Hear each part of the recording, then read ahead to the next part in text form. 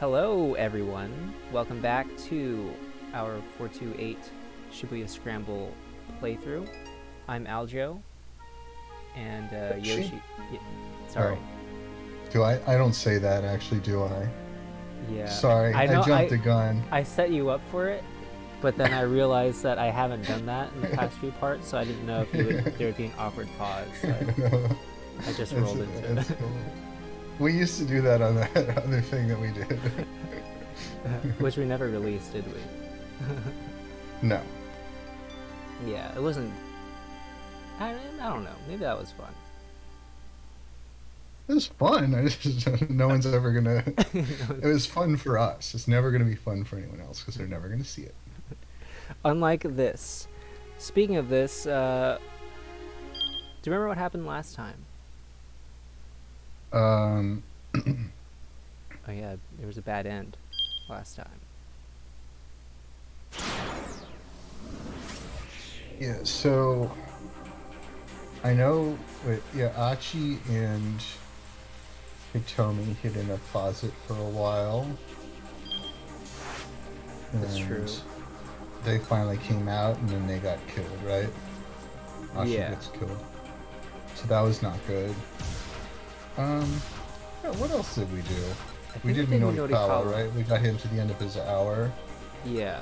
He, Talk to Yanagishita. yeah. Oh yeah, and we shipped them. And then he went to turn on his laptop, but it was Oh yeah, his laptop crashed. Probably he was smoking onto it too much. Secondhand smoke is a serious problem for laptops because they're not as hardy as desktop computers. all right. So, with that in mind, I don't know if we can unlock Tama yet, but we got Osawa and Kano that we can go through. So I Oh think, yeah, we got the trap. yeah, The traffic Kano accident, doesn't so go Kano's good. I guess Osawa, I'm trying to remember if we do have a jump to Osawa. Alright, well let's hit up Kano. We haven't heard from him much lately. He just like really quickly died a couple weeks ago, and then we were like, F Kano, let's go.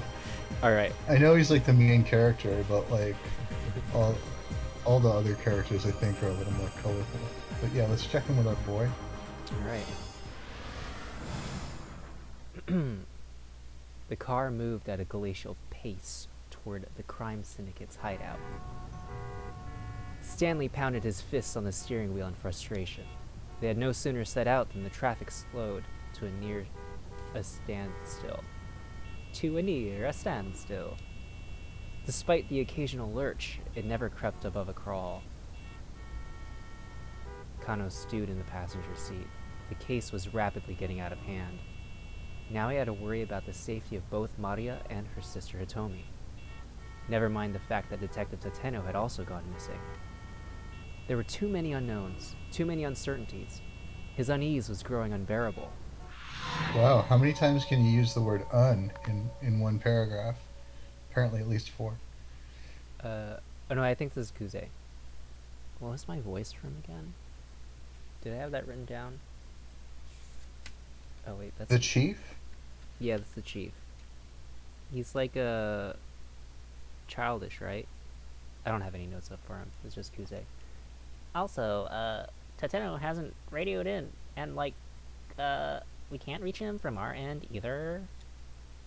Kuze's words kept echoing inside Kano's head. Either.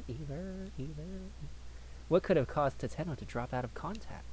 Someone had gone after Hitomi while Kano and the others were busy trailing the attaché case. Could Tateno have been...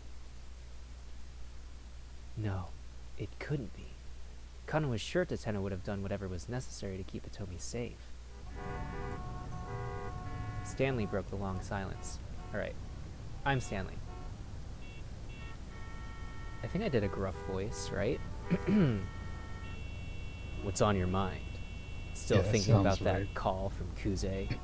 Or would he say the name in like super Americanized? Still thinking about No, that. he's fluent. He's fluent in Japanese. Still thinking about that call from Kuz.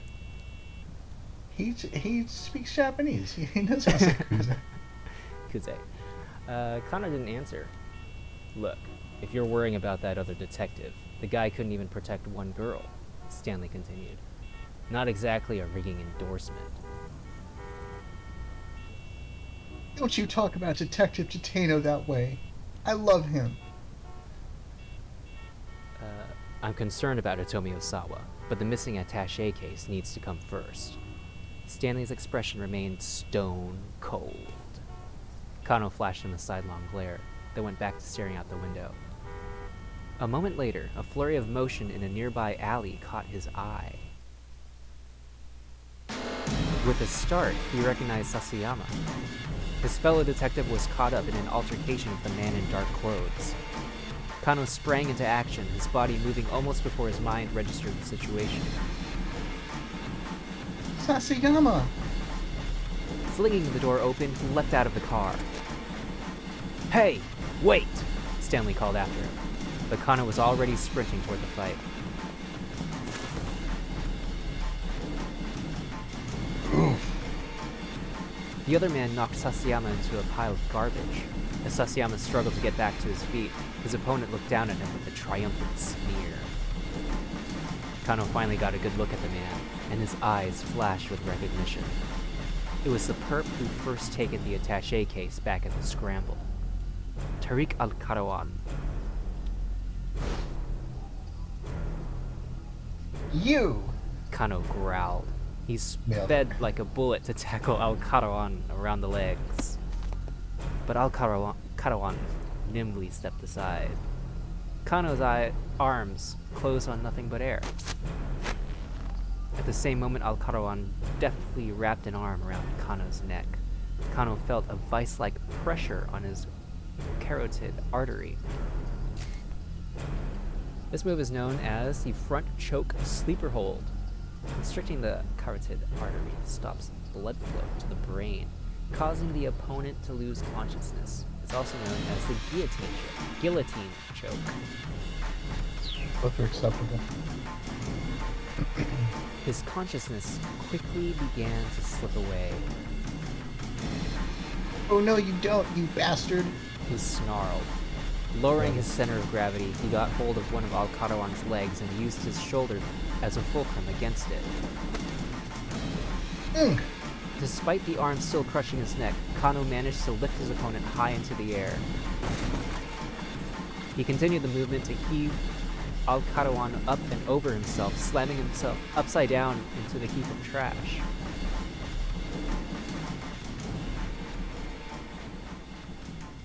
Stanley strolled up to the aftermath of the struggle.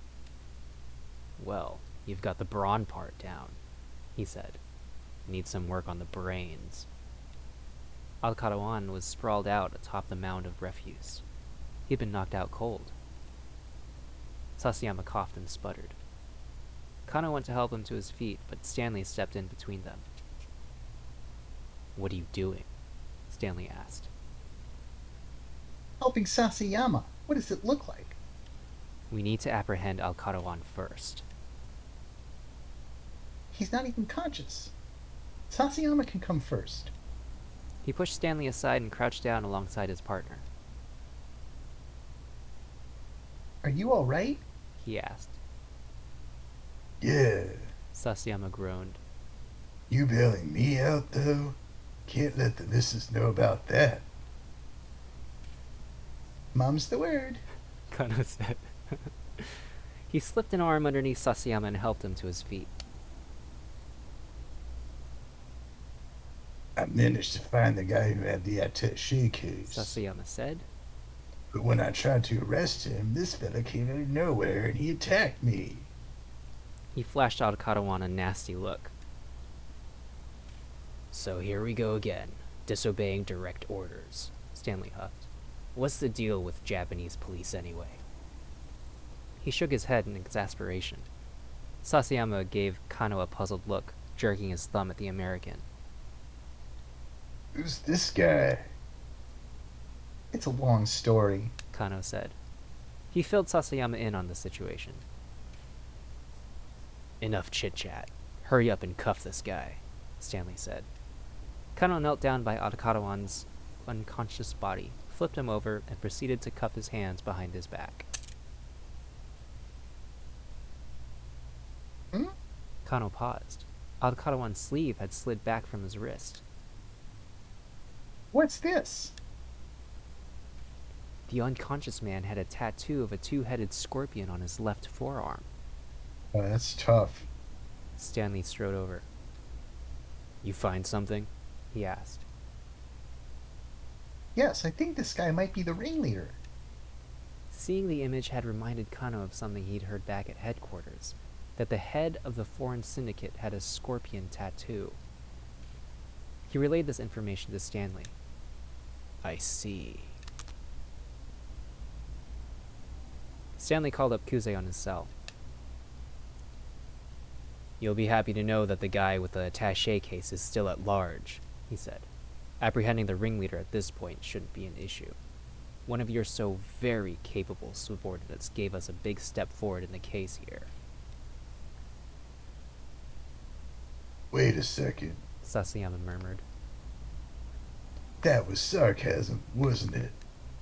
Stanley hung up and called over to him. Think you can escort this guy back to the precinct?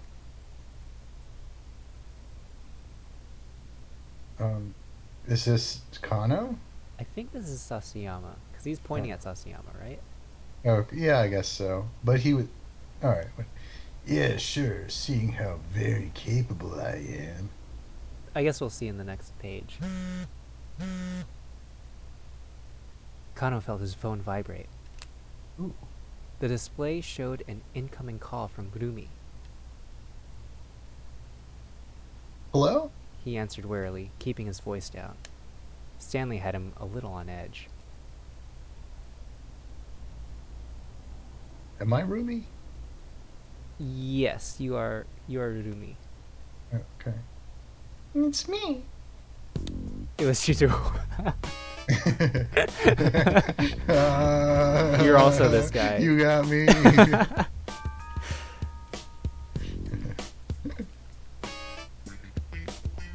Damn it. Kano thought. He did not have time for this right now. But if he just hung up, he might be in even deeper hot water. Kano... Ooh. We gonna hang up or listen to the old guy? Let's listen to what this cranky old man has to say. It's probably important. Alright. Kano decided he'd better listen to what the old man had to say.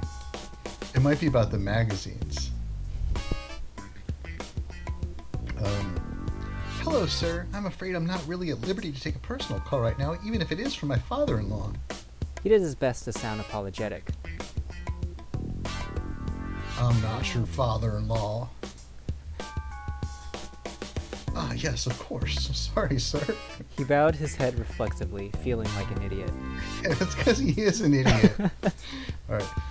You really don't give a damn about keeping me waiting like this, do you? Sir, I swear to you, I feel terrible. Please, I just... Flustered, he took a deep breath and recomposed himself. I promise you, sir. I promise I'll be there. If you can just wait a little while... Don't make promises you can't keep. Shizuo's barking rebuke made Kano break out in a sweat. You think I'm gonna let you off the hook just because you're working a case? This is exactly why I don't want you or want my daughter with some detective. Great, another angry tirade. But didn't you used to be a detective, sir? Kano muttered. You watch yourself, you little brat. It's not enough that you keep calling me your father-in-law. Now you have to bring that up. Evidently, Kano had touched a raw nerve. Ever have a dentist hit a nerve while drilling a tooth? That's where this expression comes from. No, I've never had a cavity. Wow. So suck it, Shibuya Scramble. It seemed like anything he said only made matters worse.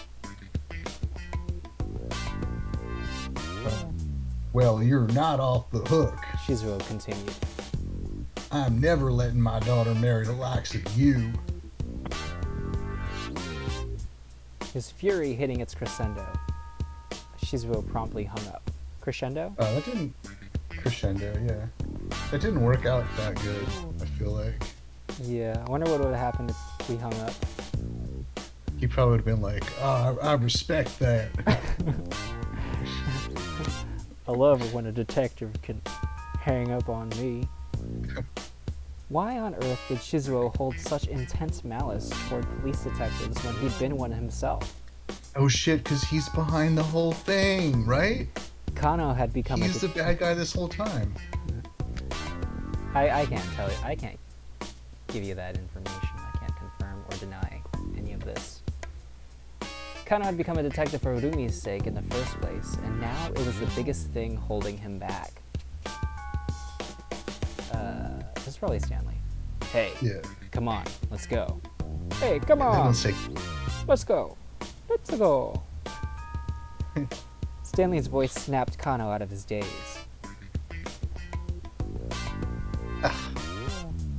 Grimly, he followed the American back to the car.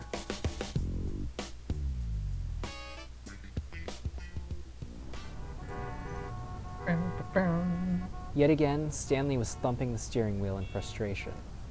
Traffic hadn't let up one bit. It was starting to look like they might never make it to the Foreign Syndicate's hangout. Kano caught sight of a girl in a hoodie weaving her way between the stopped cars on foot. He rolled down the window and called out to her. who's this? Miku Morita, Oh, right. a fighter at the cosplay fighting club Bride, but just decided to retire after losing to Tama the cat in the street fight. She's thinking about what to do with herself now.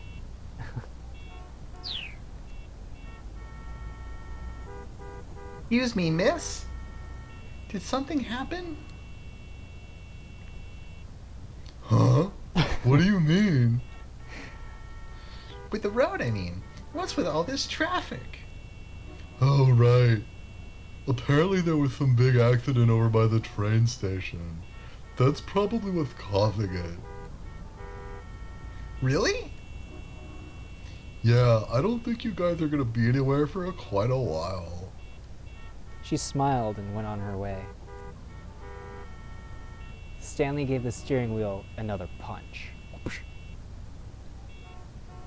Well, I guess they did say this wasn't just some typical ransom case, he muttered. Kano saw an opportunity. They're not after the money. Then what are they after? Stanley kept his eyes forward, acting as if he hadn't heard. It's the virus, right? Look, Kano said. I can't help you if you keep me out of the poop. Oh, pardon me. It says loop. I can't help you if you keep me out of the loop. After a few moments of thought, Stanley replied with a single monosyllable. Poop. Oh, drugs. It says drugs. What? Maria's father, Kenji Osawa.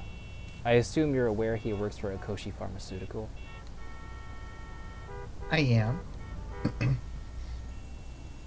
Nothing's been made public yet, but Osawa recently oversaw the development of a new drug.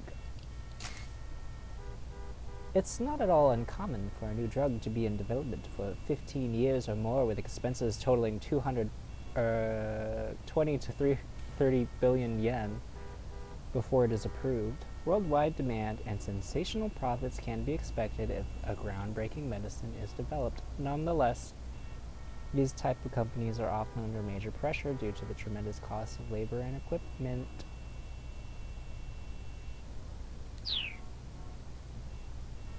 And someone is trying to get their hands on it. Kano's mind latched onto this new information, trying to assemble the pieces of an evolving puzzle. Unfortunately, his brain isn't as brilliant as any of the other characters. Someone? Who? An international criminal mastermind. This foreign syndicate is merely a tool in someone else's game. Kano regarded Stanley's face carefully. He looked more cold and serious than ever. So wait, does that mean that the reason we're letting the syndicate walk around unfettered Is on my orders, yes. I see. So the only thing you're really concerned with is catching the international mastermind? Precisely. Kind of felt like he was starting to get a picture of what sort of person Stanley was. So you don't really care what happens to the girl who's been abducted, do you? Not particularly, no. Why? Do you have a problem with that? Kano clenched his fist. His hand was shaking with anger. Whoa, what is this? Oh, this is a dick dictum. Dick dictum number 8. When you really want to punch something, you really probably shouldn't. Kano recited the words inwardly like some sort of desperate mantra. If he didn't manage to calm himself down, he was liable to slam his fist right into Stanley's face. Outside the car, the traffic remained at a standstill. Kano chafed against a feeling of utter futility. One after another, his uncertainties came to nag at him. Was Maria still safe? What had happened to Hitomi and Tateno, her bodyguard? And now, on top of all this, it struck Kano as rather careless to send Sasayama away with Alcarawan without any backup, now that Jack had alerted him to the presence of a dangerous international mastermind still on the loose. Fighting back his fit of pique, Kano got out his cell phone. Fit of pique! To do something impulsively out of irritation, resentment, or the like. Similar to doing something in a huff. Have you used that phrase before? Fit of pique? No. I've never heard it. Pique is not... Yeah, it's like piqued my interest, right? Yeah, so I believe it comes from, like, the French word for, like, to bite or sting. I see. You know how, like picante is, like, spicy? Yeah. That's Spanish, but, yeah. It's not a word that's used much in English, yeah. Oh. Alright, what are we gonna do? We're gonna call up Sasayama? We're gonna call up Detective Kajiwara. Oh, you already know we're gonna call my boy. Both of these guys are your boy. Who is more of your boy than... It's Kajiwara. He dialed up Detective Kajiwara, who was stationed at the Osawa residence. He hoped a little more information about the family's 2 daughters might shed some light on the situation.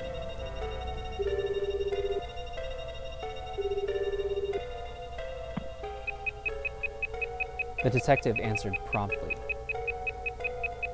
Kajiwara here. Was that nasally enough? That was perfect, yeah. Great. You nailed it. Hey, it's Kano. Kano? A horrid, jarring beeping was audible from the other end of the line. What's that noise? Kano asked. Sorry, hold on. I can't really hear you. Okay, go on. It sounded like Kajiwara had moved away from the source of the noise, though Kano could still hear it faintly in the background. He explained that he was looking for more info on the Osawa girls.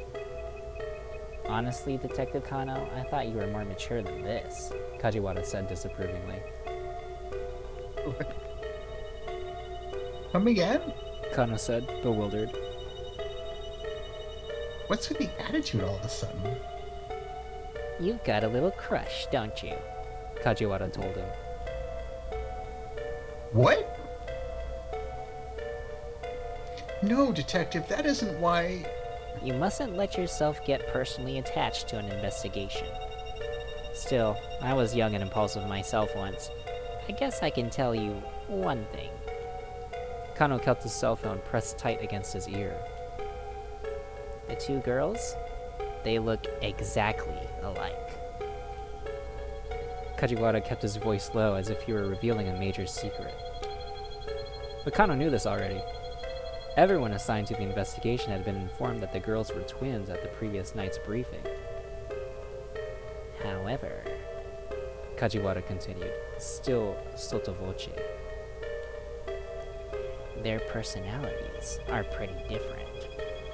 The younger sister, Hitomi, is quiet and reserved, but Maria is apparently more of a busybody. Ah, I see. Kano thought back on Hitomi, standing in front of the statue of Hachiko. She had indeed seemed like an introvert, though Kano had also sensed her intense commitment to helping her sister. Perhaps she was less demonstrative, but her heart certainly seemed to be in the right place.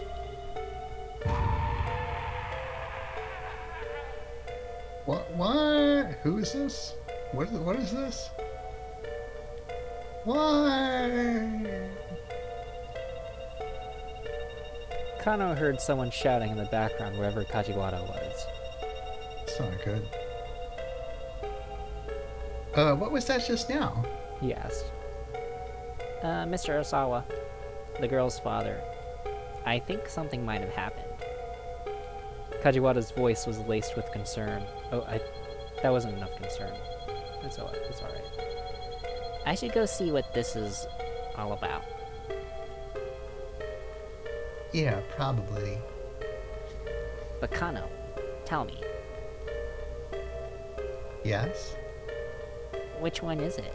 Which one do you have a crush on? Kano The hung quiet up. one.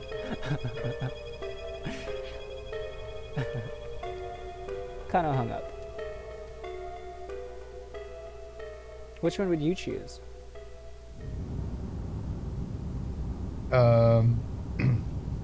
I think I would choose Maria. Because, like, opposites attract, you know? I'm kind of more quiet and reserved. So I would think I would want the likes of Maria to, like, bring me out of my shell. Makes sense. At long last, traffic began to move again. As soon as it did, however, Stanley had to slam on the brakes. The abrupt stop made Kano smack his head against the windshield. Hey, what gives? Look, Stanley said. He gestured with his chin.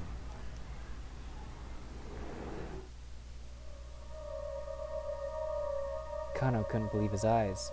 There, walking along the sidewalk ahead, was Karawan, very much not in custody. We should have called Sasayama. What the hell? Kano shouted, already hopping out of the car. Stanley was right behind him. They crept up on their target as silently as possible, then rushed him once they were close.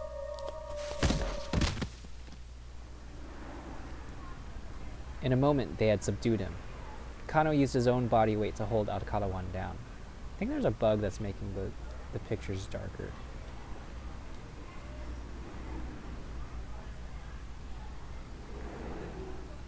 Oh, what are you doing out here?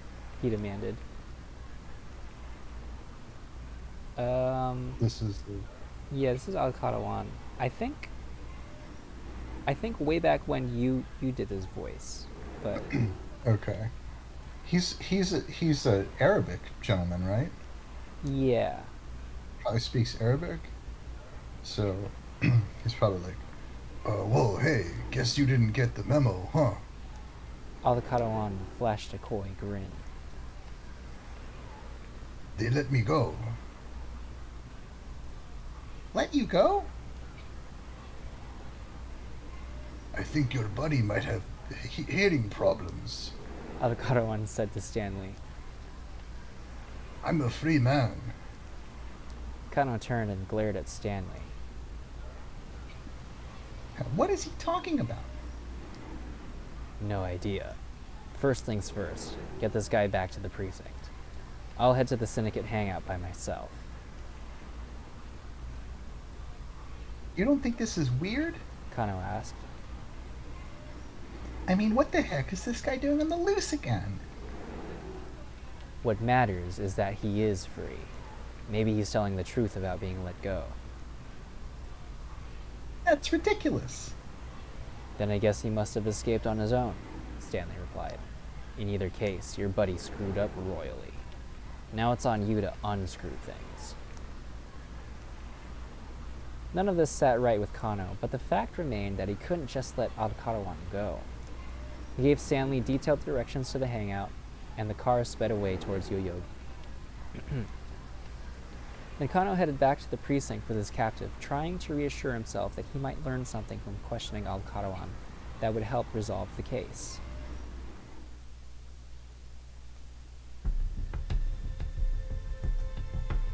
Kano sat opposite Alcarawan in the interrogation room. He'd been attempting to interview the suspect for about a quarter of an hour. Alcarawan sat ramrod stiff, not responding to any prompts or questions. What time is it right now? He asked. I think that was Alcarawan, actually. Oh, what time is it right now, my friend? They'd taken away his watch, his wallet, a small knife, and his keychain. This was the third time he'd asked to know the time. Why are you so concerned what time it is? Kano asked. Alcarawan gave no reply. Are you waiting on something? Again, the suspect was staunchly silent. Kano wasn't sure what to make of this, but he took a look at his watch. It's around 2 o'clock, He said. What time exactly? It's 2:18. 2:18 and how many seconds? Look, just cut the crap. Kano grabbed the prisoner by the collar. What the hell are you people after? Alcarawan merely repeated his question. My friend, what time is it right now? With a growl of aggravation, Kano shoved his wristwatch in Alcarawan's face. It's 2:20.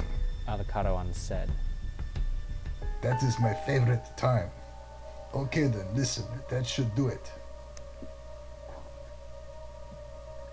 What? What does that mean? Oh, I think it's because it's like, if you look at the watch, it's 14:20, which is close to 4:20, which probably is his favorite time. Nice. The interrogation went on for several more hours. Despite Kano's best efforts, however, Alcarawan said nothing more. During all that time, the case continued to develop in unexpected ways, but Kano, stuck in the interrogation room, knew nothing about it until everything was already over and done. What? This sounds like a bad end. It is indeed a bad end. While Kano performed admirably in recapturing Tariq Alcarawan, ironically, his action actually disrupted the investigation. Maybe letting the syndicate run free for the time being really was the right call. Someone can do something at 1340 that throws a wrench into Kano's activities, thanks to the involvement of unrelated parties, and Kano's reaction will make the investigation play out differently. So it's not very specific.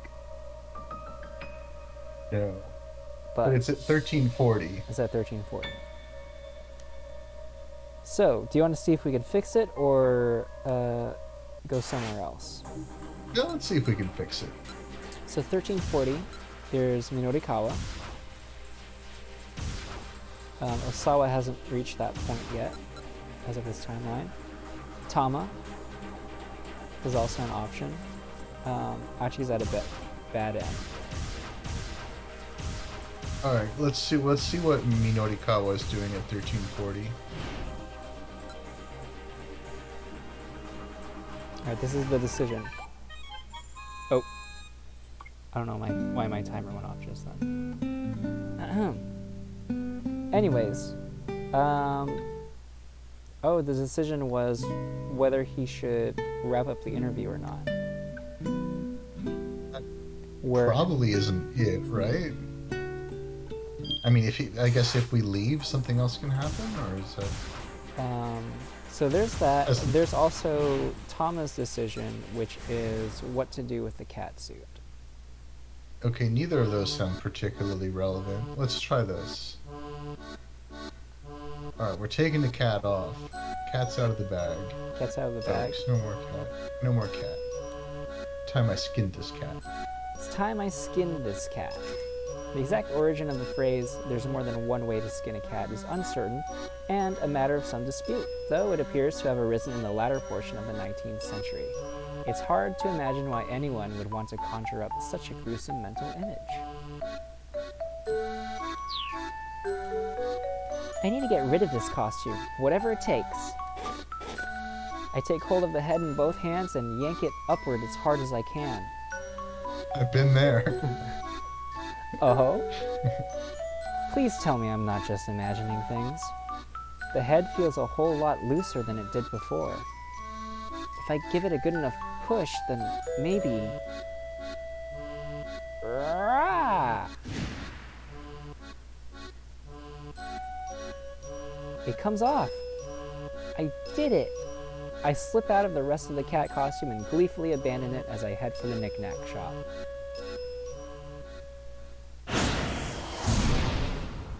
Yet another keep out. Okay, I don't think that helped.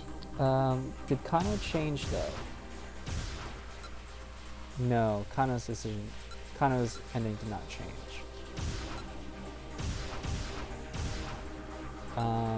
We could try Minorikawa or jump into Osawa. What are you thinking?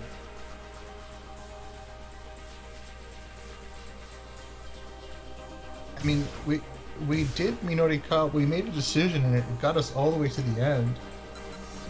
But could it still be bad? I don't know. It doesn't seem like it. Let's go to Osawa. Do Osawa. I can't imagine how. So what if he doesn't give him the survey? What does that matter? He just leaves a couple minutes earlier and then. I guess so, yeah. All right, let's try. Let's see what happens. We're changing this decision? Yeah. Okay. I don't think it's gonna work, but we're just gonna cover all our bases here. No, nothing really came to mind. It was about time to wrap this up.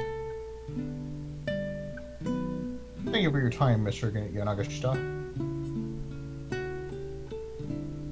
If you'll excuse me, though, I have to get to another interview. Oh no, of course. Allow me to walk you out. Yanagishita rose to his feet as Minorikawa got up to leave. Oh, that won't be necessary.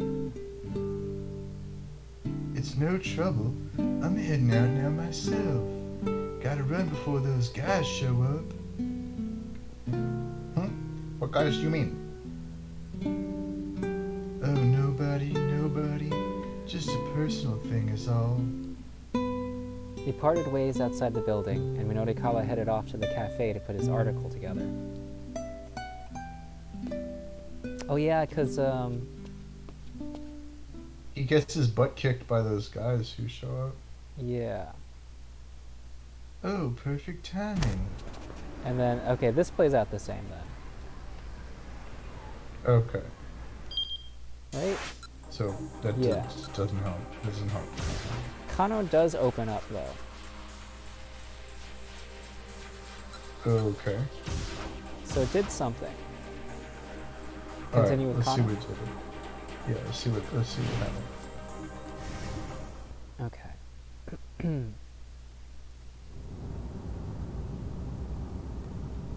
At long last, the traffic began to move again.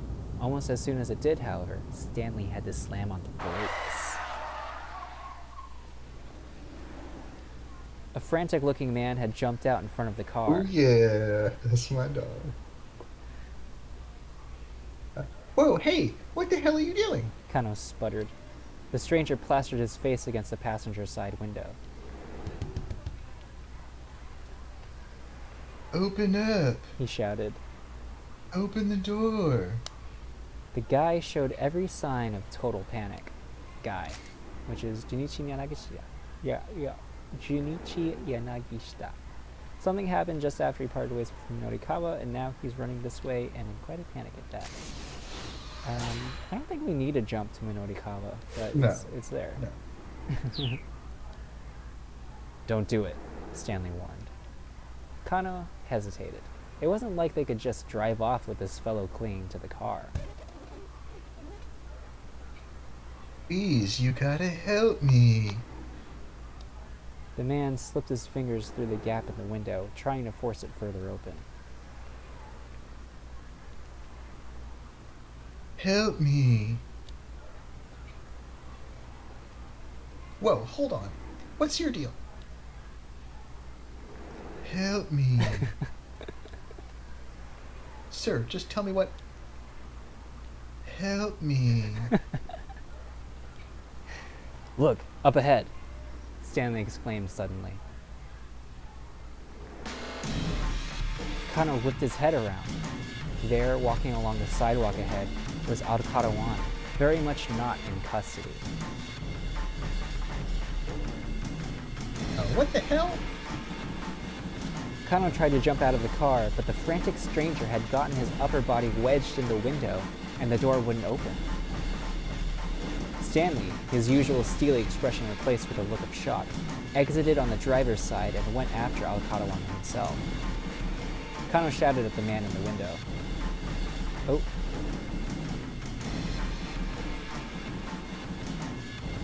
Get in. Get in?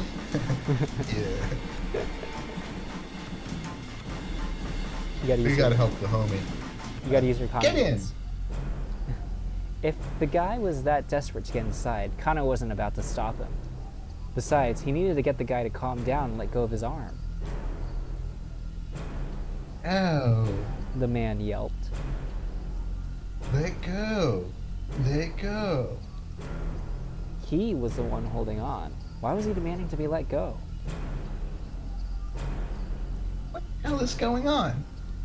Just as Kano's thought was forming, the crazed stranger was yanked back out of the car, dragging Kano with him. A pair of rough-looking men had grabbed him by his lower body. No. No. He screamed. I can't do 80 days hard labor. Somehow, he was still managing to cling to the car door.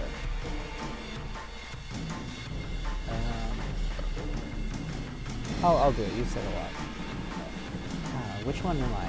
Am I the younger one or the older one? Probably the younger Or one. one of the assailants. Just give it up and let go already. Snarled one of the assailants. The pair shifted their grip and pulled even harder. Kano heard the sound of tearing fabric as the two toughs tumbled backwards.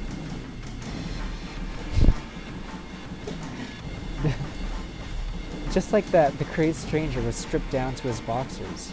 He let out a pathetic wail.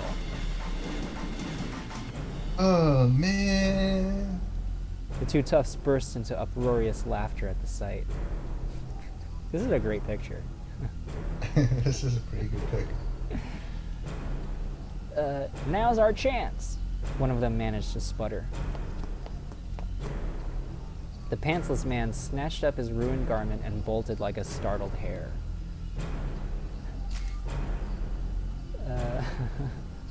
To dart off incredibly quickly in the manner of a fleeing rabbit. Yanagishita runs a lot more like a rat than a rabbit, though. Still cackling madly, his two pursuers rushed after him.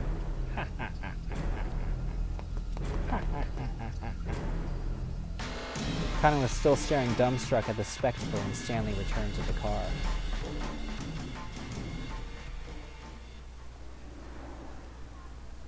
No luck. I lost track of them. Doesn't make sense. Kano said, forcing himself to refocus on the case. Alcarawan was taken back to the precinct. What's he doing walking free? Stanley gave him a dubious look. Have you seriously not figured it out? He asked. Or is this some kind of strange Japanese joke I'm not getting? What are you talking about? Kano replied. Do you know something I don't? Evidently I do. Your detective Sasayama let him go on purpose. That's the only explanation. Enraged at the suggestion, Kano took a swing at him, but Stanley coolly caught his fist. "It's not me you should be punching," the American warned. "It's Sasayama."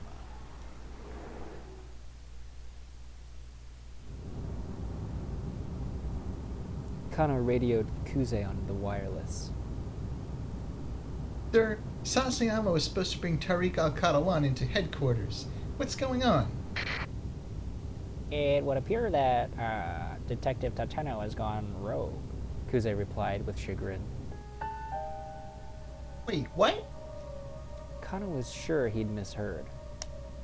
What did Tateno have to do with any of this?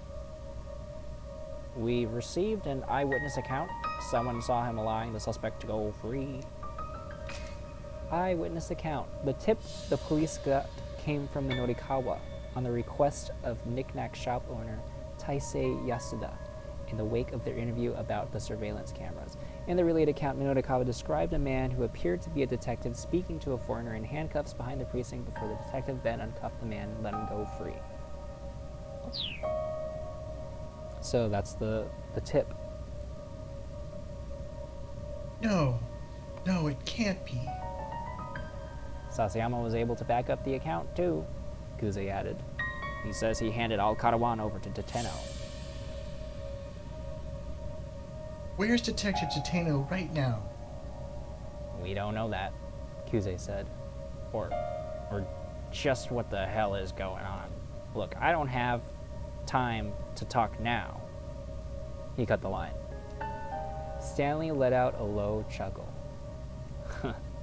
I see. Looks like you had a traitor in your midst. Kano grabbed him by the collar. Stanley snorted. What are you trying to pull here? Tell me what you know. Kano snapped. All I did was state the facts. Look, I watched that man risk his life to talk down a would-be arsonist. He's a dyed-in-the-wool detective. He'd never betray anybody. I see, Stanley murmured. Then he's the real deal. Kano stared in surprise. He'd expected an argument. Good, He said. I'm glad we're on the same page. Tateno risked his life in order to get people to trust him. He's a dyed-in-the-wool spy, is what he is. Kano didn't have the words. His clenched fist trembling once more, he fumbled for his cell phone again.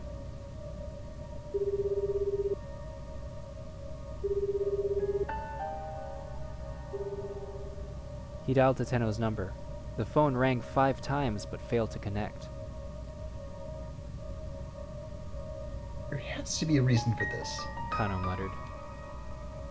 Tateno must know something we don't. Really now? Stanley scoffed. And what makes you so sure of that? Because Detective Tateno was sure this kidnapping wasn't about the ransom.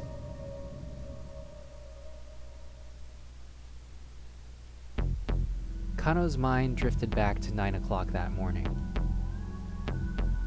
Ahead of their stakeout at the Scramble, he was walking with Tateno through the halls of the Shibuya precinct.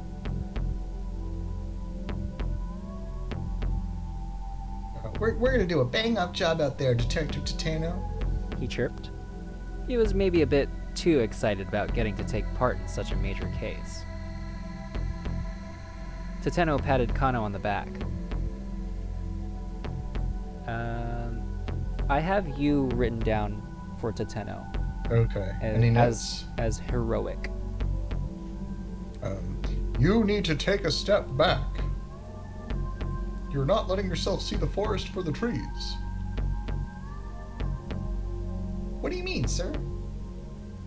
Basically, what I mean is that this is no ordinary kidnapping. Tateno's words triggered a little revelation. You're talking about the location for the ransom handoff, aren't you? Kano said. It doesn't make sense for the criminals to pick such a major intersection. Warmer? Tateno replied. Kano frowned inwardly. He'd been so sure that was the answer.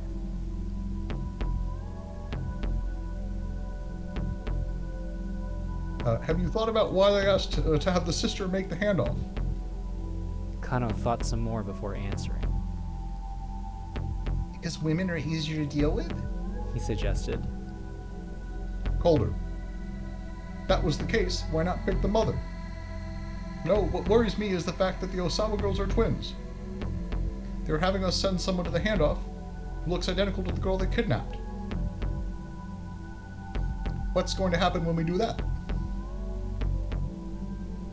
What is going to happen, sir? Kano asked. Basically, I'm not sure yet. But I have a feeling the kidnapper's plan hinges on it. This heroic voice is changing to like is that Obama? Is that your boss? It's Obama. Yeah. I guess He's pretty heroic. Still pretty heroic. I mean, but it started off as he's like not... it started off as Superman, then shifted to Obama. By just one very subtle change in inflection. The two exited through the precinct's main entrance. Up ahead, rows of buildings stood tall against the backdrop of bright blue sky. Tateno let out a quiet sigh.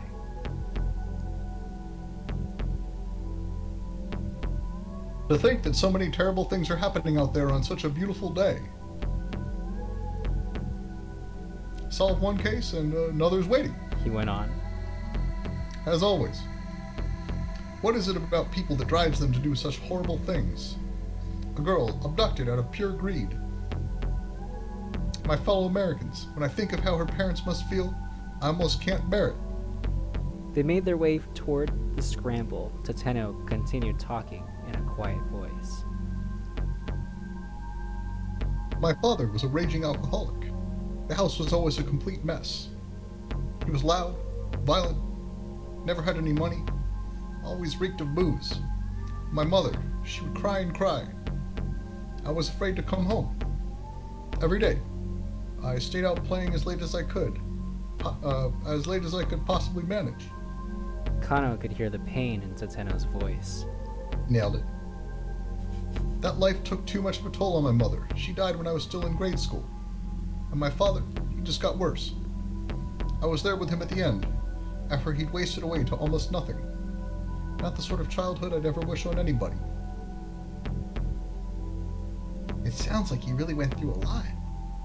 Kano hated himself for uttering such an empty platitude, but he had no idea what else to say. Kano, as old as I am, I still don't really know what it is to be happy. I think that's probably because I've never known what it's like to have a happy family. Tateno sounded so forlorn. The only happiness I know how to protect is other people's happiness. Kano heard in those words the soul of a true detective.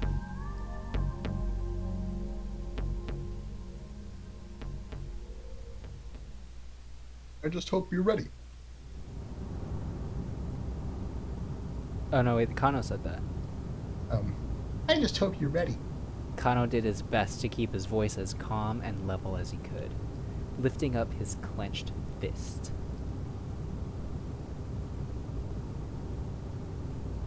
Because if I find proof that Tateno is innocent, I'm planting this right into your jaw. Stanley just cracked a wry smile.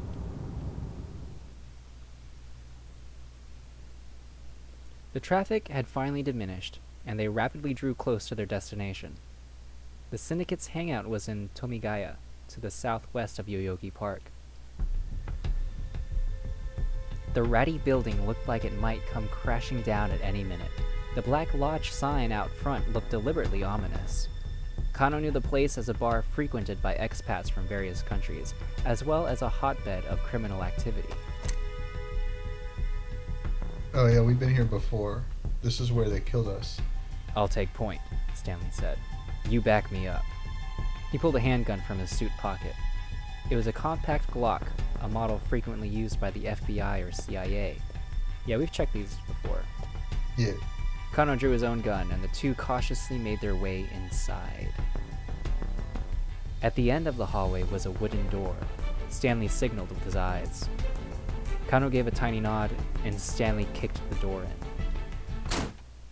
The stench of blood hit them as soon as they stepped inside. Kano let out a startled gasp. There were nearly a dozen bodies sprawled out across the floor. He recognized them all. They were men who'd participated in the repeated attaché case handoffs. Each appeared to have been stabbed to death. Stanley took a closer look. The blood's not fully dried. These guys weren't killed that long ago. Kano quickly scanned the bar high and low, but there was no sign of the killer in hiding. There was no trace of Maria either. One of the fallen men let out a faint, strained groan. Hey, Kano called out. stay with us. He hunched down beside the wounded man. Who do you want to play the wounded man? I'll do the wounded man. Alright. Ugh. A brief gurgle rose from the man's throat. He was clearly struggling to say something, but his voice was too garbled, too indistinct for Kano to make out any coherent words.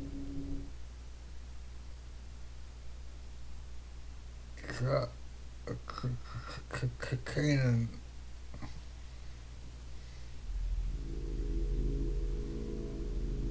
What was that? But there was no more. The dying man went limp and still.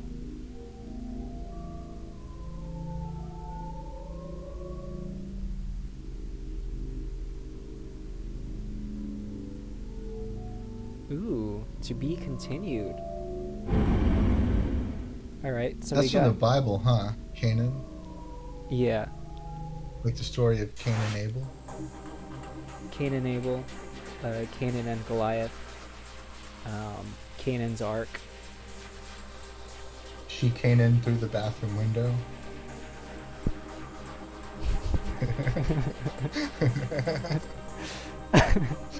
Alright, you want to keep going, or... We almost hit yeah, I'm down to do one more little thread, if you Alright. are. Okay, so we got Osawa back here. Achi is still at a bad end, but I think he's connected to Osawa also. Right? So should we hit up Osawa then? Yeah. Yeah. Let me do it from this screen so we get the little animation. Nice. Or we're cut back here. This is probably Kajiwara. Mr. Osawa, it's Kajiwara. Perfect timing. Osawa hurried to let the detective into the study. We've done this though. Yeah, we Because have. he's like, I gotta tell you something, it's broken. Mr. Osawa, please calm down. As if that were even possible right now. Feels like there must be 10, no, maybe 100 isn't right. Kajiwara didn't miss a beat. Let me be honest with you. That bug tracker is... All of a sudden, a different noise cut in over the bug tracker. Kajiwara here.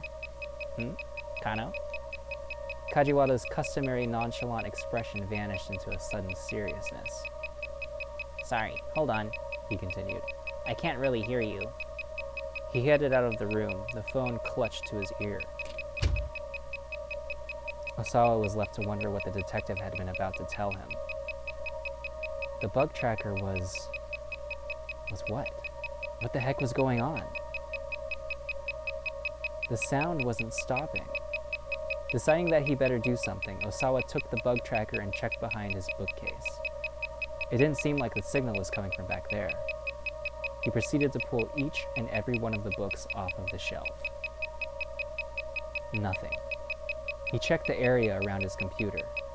He scanned the monitor, the case, the power outlet, but he found nothing that could be a listening device anywhere. He found a small screwdriver and dismantled the mouse. The brown circuit board was lined with chips, but nothing appeared out of the ordinary. And still the mechanical sound continued, mocking him. just try. Oh, go ahead. That's probably a thought. Just try to find it. Go ahead. Look everywhere. Beep, beep, beep, beep, beep, beep, beep, beep, beep, beep, beep, beep. This is probably the beeping talking, not necessarily him. Okay. He was being ridiculed. The sound just wouldn't stop. And still the time ticked past. Had it been 5 minutes? 10? Maybe more? He began to lose hope that he could find the listening devices and even to stop caring. Instead, he was overcome with the feeling that this room, which for years had been his sanctuary, had ceased to be his own. It was as if something other had intruded and laid claim to his personal space.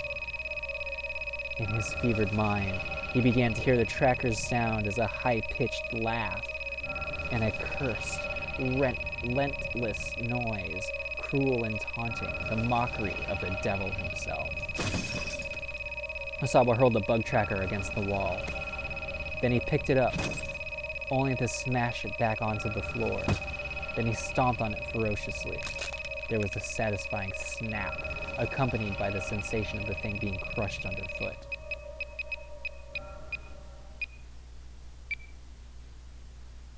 The noise stopped.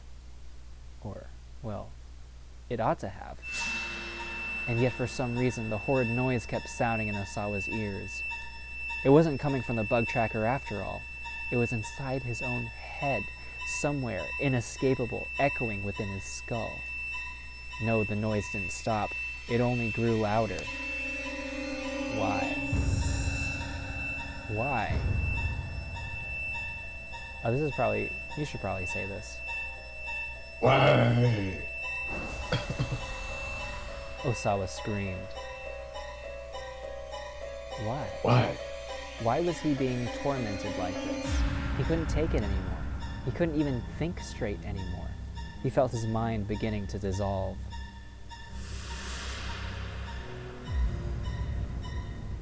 Bad end. Okay. That was not very productive.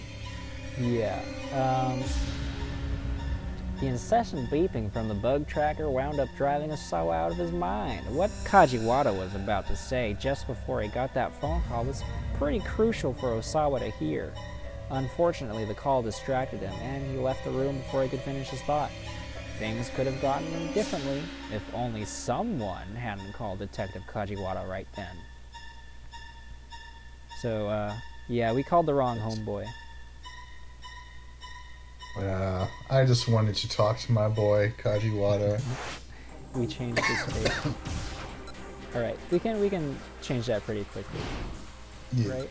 That's this one, I believe. Yeah. Getting out the cell phone. Fighting back his fit of pique. Alright, we'll call Sasayama. He dialed up Sasayama. He wanted to make sure his partner had gotten Akarawan back to the precinct safely.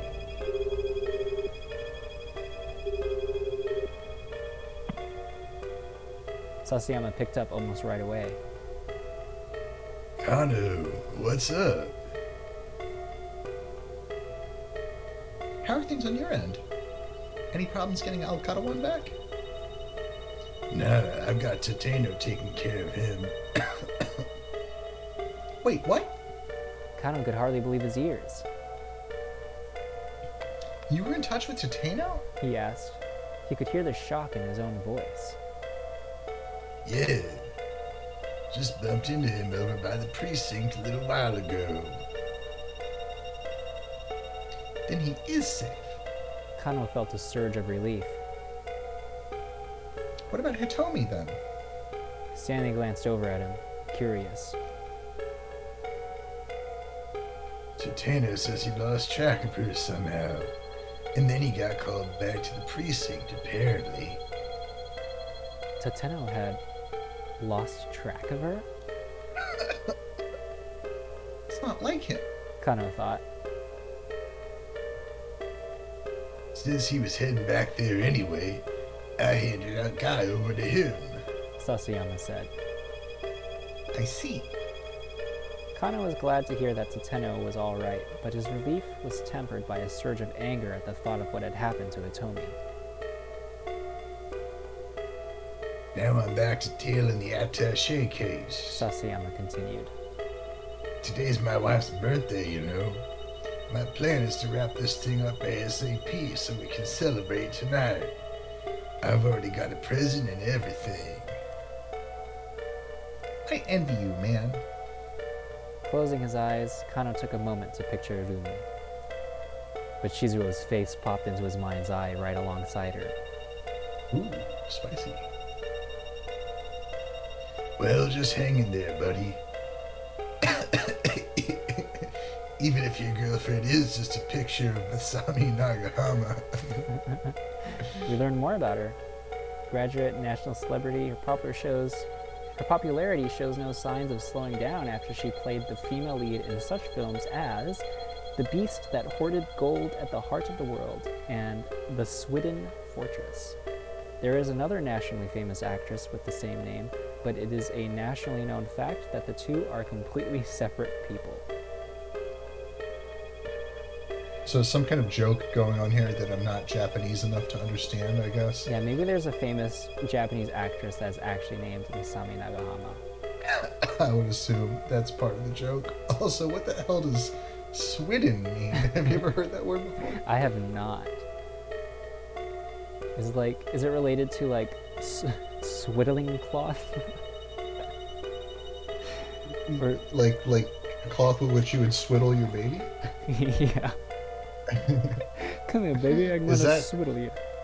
Is that a combination of swaddle and diddle? Probably.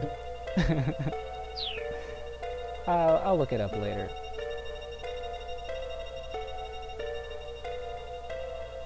Oh, there's the ha ha ha. Yeah, I said that. Oh, I guess the microphone didn't pick it up. Still snickering. Ha ha ha. Sasayama hung up. Kano bit his lip and slipped his phone back into his pocket. Alright, is that the end of the scene? I think so. I can move forward? Yeah. Yeah, back to the time chart. Oh. Something different about Kano.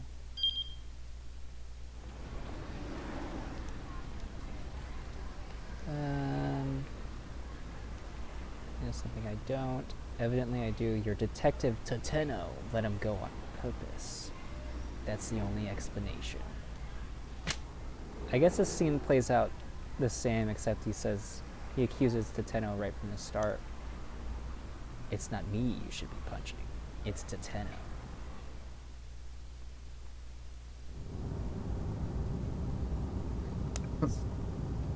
Still got This is different. Yeah, it's slightly different, but it looks like it's still just a name switch. It would appear that Detective Tateno has gone rogue.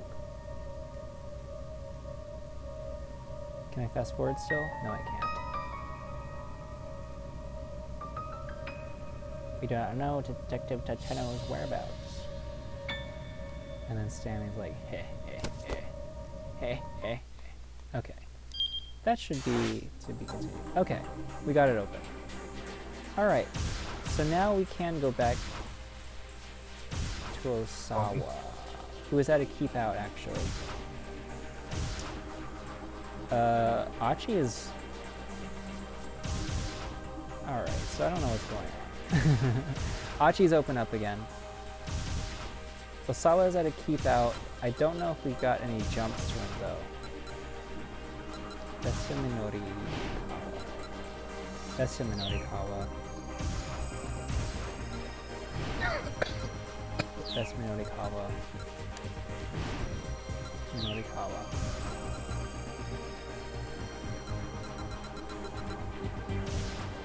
So I guess we gotta go with Achi.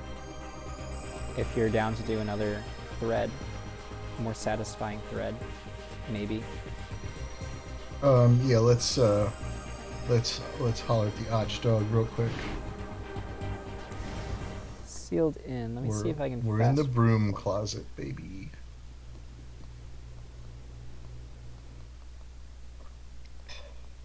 That's as far as I can speed up. This is all my fault. Achi said. It was my idea to hide out in the first place. He bowed to Hitomi repeatedly. We're never gonna be able to find that blue minivan now. Guess we'll have to get someone on the outside to help us, Hitomi replied. She scowled thoughtfully. They powered their phones back on in order to call for help. Oh, Hitomi chirped. That's me. She took a look at the LCD display. This is different. Yeah. It's an email from Mr. Tanaka. Oh, okay. Hitomi began typing out a response with practiced ease. More wild delusions rose in Achi's mind. Wild delusions are ideas or fantasies conjured up in one's mind with no logical or factual basis. People can become deluded for varying reasons about a whole host of different subjects, thankfully. Achi's delusions here are of an ultimately harmless sort.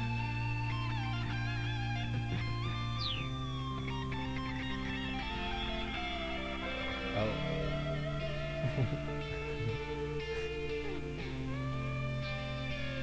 Stealing a quick glance at Hitomi, he noticed her gazing happily at her phone screen. His delusions ran even more wild.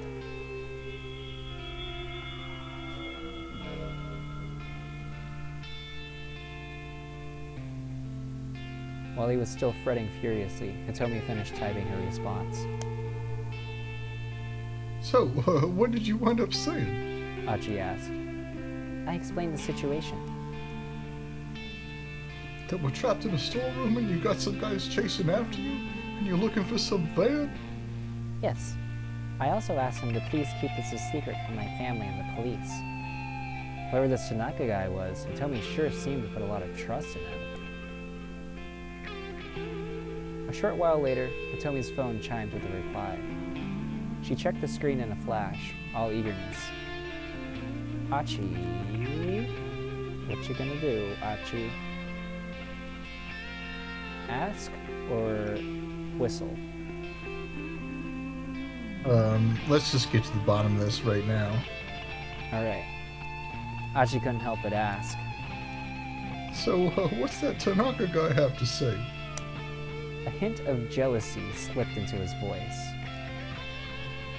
He says he's going to try the minivan for us. Huh? If he just comes and lets us out, I can go look for him myself. He says he wants us to hide out here a little longer. What the hell? Seriously? He says that if someone's after me, it's safer to stay where we are. Yeah, I'm out of the running. Achi thought to himself. This Tanaka was clearly pretty concerned for her. And there was really only one reason a middle-aged man would think like that.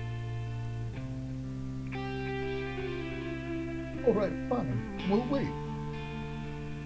Achi turned his own phone off and slumped back in a huff. Or in a peak. In a peak. Slumped down in a peak. After 20 more minutes in the storeroom, the two were sitting in silence. Achi had run out of things to talk about.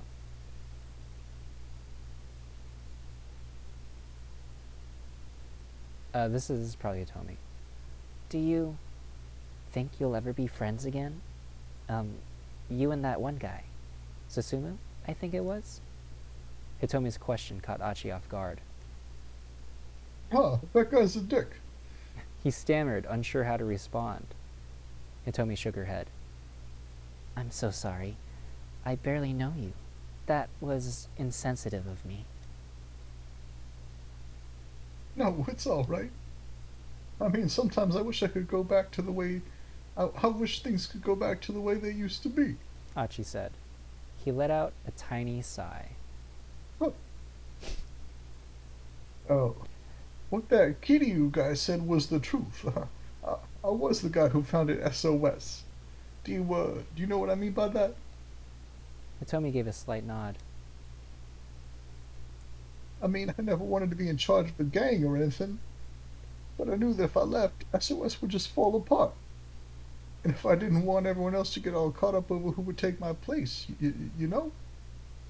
So I thought long and hard about it. Looking for a way for folks to stay friends even after I was gone.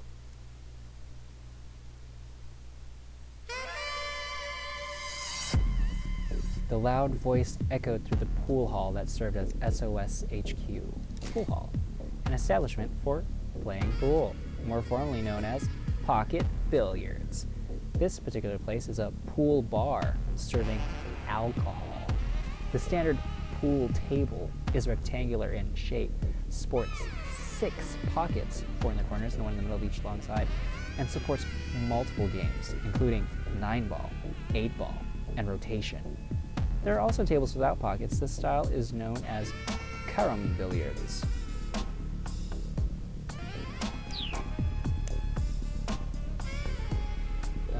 Who is Susumu? Oh, it was me. Yeah, I think it was you. What do you mean you're leaving? Susumu was positively red in the face. I don't know if that was the voice I used. You're our founder, Achi. You can't just up and quit. Susumu had been almost like a younger brother to Achi. If anyone was going to try to stop him, Achi knew full well it would be Susumu. Look, I'm not gang leader material. All I've been trying to do is make sure we're able to have fun. That's not true, Susumu said. Think about all that stuff you taught us. Don't you remember? Every man gets to make one request in his life that cannot be denied. Those are your words, Achi. That's just what I said to get you to let me sleep with you. Did I say that? It's the heaviest thing you've ever said. Whoa. Then, to Achi's consternation, Susumu got down on his hands and knees. I'm begging you, please don't leave. Without you, SOS is nothing. Achi could feel his conviction waver. I'm begging you here, from one man to another. This is my one request. Susumu, I'm sorry. Achi could barely croak out the words. I'm leaving you in charge. You can't, Susumu pleaded. Please don't say that. Achi turned his back to him in silence. Please, Achi, why won't you listen? I can't possibly beg any harder than this. Enough with all the request nonsense. Achi grimaced. What? Look at you, down on your hands and knees like that. Pathetic. Pathetic ultimately stems from the Greek word pathetikos, meaning subject to feeling or capable of emotion. Over time, the meaning changed to signify exciting the passions, and later on to the more modern sense of arousing one's pity. Pathetic. Achi spoke as harshly as he could, fighting to mask his true feelings. I'm fed up with you. All of you. With each word out of his mouth, Achi could feel his own heart breaking. But if he could make the others hate him, at least it would give SOS a reason to stay together. How can you say that? Don't you try to pull that crap. Susumu's tone had changed from sadness to anger. Fine then. He railed. Oh wait, no, that's still you. Is it still Susumu? Fine then, I think it's still you. he railed. I'm never asking you for anything again. I'll do what you want. I'll take the reins of SOS. Achi walked away, waving vaguely without looking back. Look, I mean it. Once he'd stepped out of the pool hall, he wiped his sleeve across his face.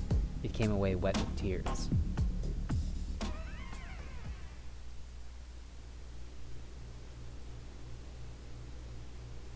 That was a nice flashback. That was pretty cool. Sometimes I think that maybe I could apologize to those guys and we could go back to the good old days again. But that's never going to happen. Not unless Suzune gets better. He stared into the distance at nothing in particular. At least he'd sorted out how he felt about his former pals. Is there nothing that can help your sister? Hitomi asked. Needs a heart transplant. And the problem with heart transplants is that the timing is tricky. Heart transplants are when you implant one person's heart into another person's body. Well, I guess it doesn't have to be a person. Yeah, doing a lot of pigs these days. Such an operation is typically only performed on a patient with severe heart disease who cannot survive without a new heart. There are strict requirements that must be met before a heart can be transplanted. However, chief among them, that the donor must first be brain dead. Even if there's a donor available, the transplant has to be performed within 4 hours or things get dicey. 4 hours. Because lack of oxygen causes damage, referred to as warm ischemia damage, in any organ removed from a human body, a transplant must be carried out and blood circulation restored within a certain time window known as the total ischemic time. In the case of a heart transplant, total ischemic time is only 4 hours. Helicopters and charter jets are frequently used to rapidly transport hearts for such operations. Pretty intense. Oh, wow. I didn't realize. Someone with a heart that's a match for Suzune would need to die somewhere near her, somewhere they could perform the surgery within that 4-hour window. The odds of that happening are so small it would almost be a miracle, which is what my sister's been waiting for. Achi thumped the left side of his chest. If my heart would do the trick, I'd gladly let her have it. Damn it. And I've got a strong heart, too. He thumped himself on the chest again and again. He didn't mention it to Hitomi, but Suzune's blood type made finding her a heart transplant even more difficult. She had Bombay blood. Bombay blood is a type of blood that does not correspond to the more common types of A, B, O, or AB. In some instances, a standard blood typing yields a result of O in such individuals. First discovered in the city of Bombay, now Mumbai, on India's west coast, the blood type takes its name from that city due to its relatively high incidence rate among its inhabitants. Do you think it's still called Bombay blood, or did they change it to Mumbai blood? They probably changed it to Mumbai. It's that euphemism treadmill. Do you know your blood type? Nah. Neither do I. But like living in Japan, I've been asked that a few times, and they're always surprised when I don't know. It's like their horoscopes, right? Yeah. Or their astrology. They're like, oh my god, you are such a B negative. I don't know how an easy way to find out though. Yeah, it's whatever though. It would be interesting to know. If I had to guess, maybe I should ask them what they think I am based on what they know of me. But it's like only the dumb people who like believe in that stuff, right? Like in the United States. Yeah, I guess so. Alright, moving on. It was one of the rarest blood types in the world. Apparently there were only a few dozen people in all of Japan who had it. Rare blood types such as Bombay are scarce enough that even nationwide blood centers seldom have them in sufficient supply. For this reason, when such blood types are discovered in everyday testing, samples are quickly taken to be frozen and stored at temperatures lower than 80 degrees below centigrade. If Suzune were ever to receive a heart transplant, it would need to be from someone who also had Bombay blood. Achi? Hitomi sounded like she was on the verge of tears. Wow, she must really feel bad for Suzune. If you did manage to find a heart for your sister, what would you do? What do you mean? Say, if you happened across someone who was a donor match. I'd kill him. I mean, I would do anything. Anything? Yeah, whatever it took. I'd risk my own life if it meant helping Suzune. I mean, at that point, I'd assume God had granted me a miracle or something, you know? Oh. Mr. Tanaka? Unfortunately for these two, it's not Mr. Tanaka. Right now, Tanaka is at the Osawa residence on his way to speak with Kenji Osawa, who's washing dishes after lunch. Alright, we do have a jump. Okay, so we have unlocked Osawa's line. But let's finish this out and finish the episode. We can save that for next time. Hitomi's voice was barely a squeak. For a moment, all was silent. Maybe it's just a cat. Achi suggested. Or not. Let's find out what a cat is. We have a cat Oh, to... it's We have a Tama. jump to Tama, though. The doorknob rattled ominously. You really think that's Tanaka? Achi asked. I'm not sure. If it were him, I'd think he'd probably say something. Achi grabbed No Hitomi's shit. hand. Oh, we'd better hide. The two of them slipped behind a large piece of plywood stage dressing. Oh. Who's it gonna be? The door swung open with a loud creak. In stepped a cat. Oh, it's just a Oh. kitty cat. Oh, is that you or me? I don't know. Do you want to We'll say find it? out. Oh, it's just a kitty cat. A giant A kitty giant kitty cat walking upright, you know? Achi and Hitomi stared in confusion as someone in a cat costume slipped into the room. There's something vaguely sinister about the fuzzy figure. The cat had both hands stuffed into its pockets as it shuffled as it walked, and it shuffled as it walked, dragging one leg.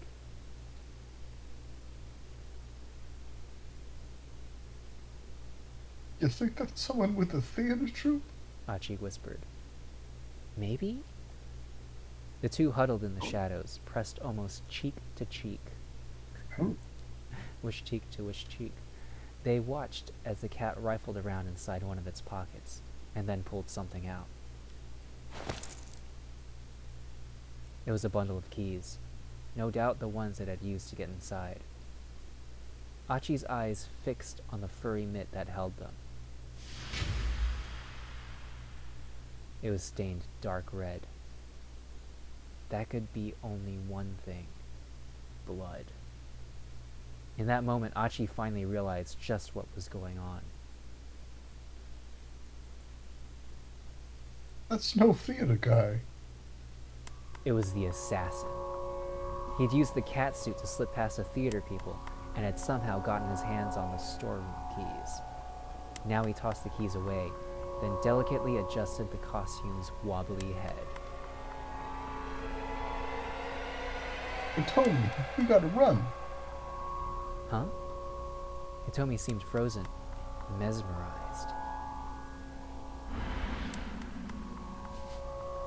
The cat turned directly toward them. The fur around its mouth was stained crimson. Hitomi let out a high-pitched cry of shock. The cat drew its other hand out of its pocket. Clutched in its mitt was a gun. Achi and Hitomi had nowhere to run, nowhere to hide.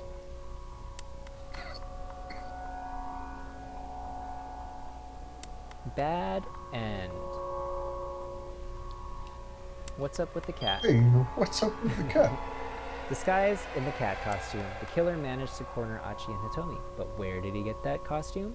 As it happens, it's Tama's fault. She tossed the suit away after taking it off, allowing the assassin to find it and use it to deceive the theater troupe and gain access to the storeroom.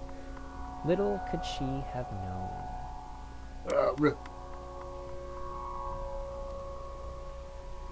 Well, but that's probably it for today, right?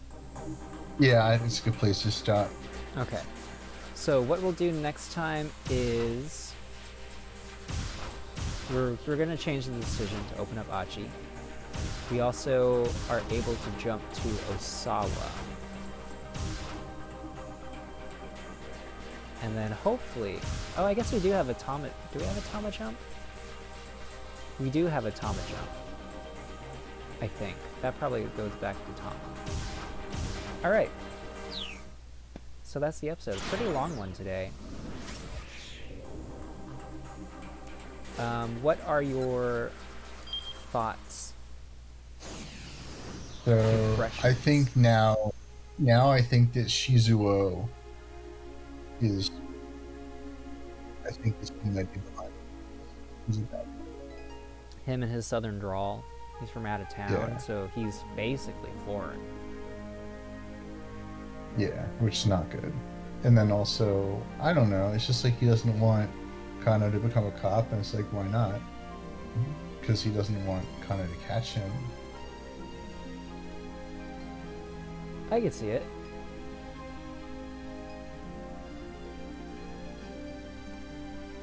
That's all the thoughts you've had.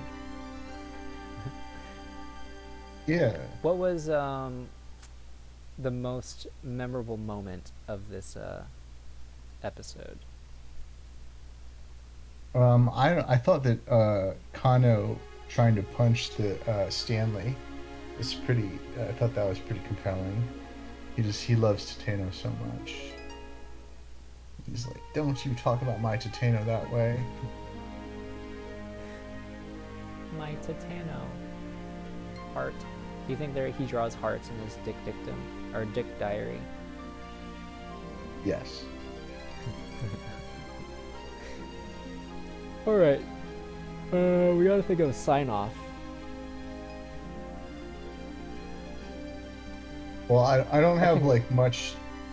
I don't have a whole lot of like explanation for this, but I will just say to the folks at home, because we like to talk about food, that I've concluded after years of careful research that if you go into a sushi buffet, the perfect number of sushis to eat is 40. 40. If you eat less than 40, you might not feel like you got your money's worth. If you eat more than 40, you might not feel not good because you ate too much sushi. So I've eaten as few as like 30 and as many as 60, and I've concluded that 40 is just the right number to eat. When you're Of going, course. when you hit 60, were you trying to go for 100? No, I was just trying to finish the plate of sushi that I ordered because I know that it's incredibly rude to go to an all-you-can-eat sushi buffet and then not finish your sushi. Yeah, that's true.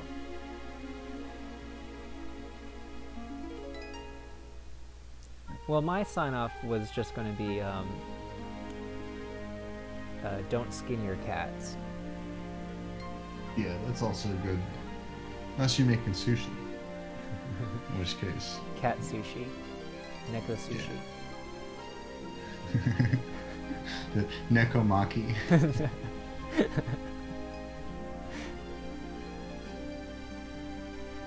And try it. You, you sick piece of shit. Well, that is the episode. Wait, would it be like just the cat skin, or? No, it's like cat meat, I think.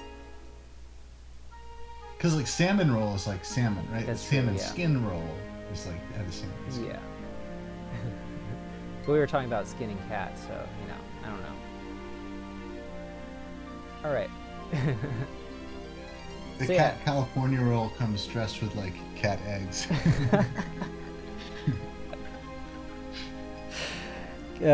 Don't skin your cats. Keep your cats in the bag. That is the episode. We'll probably do this. I shouldn't say next week. It's next time. We'll see you probably next time. week, then. But probably next week. Next week. All right, see you, folks. Bye.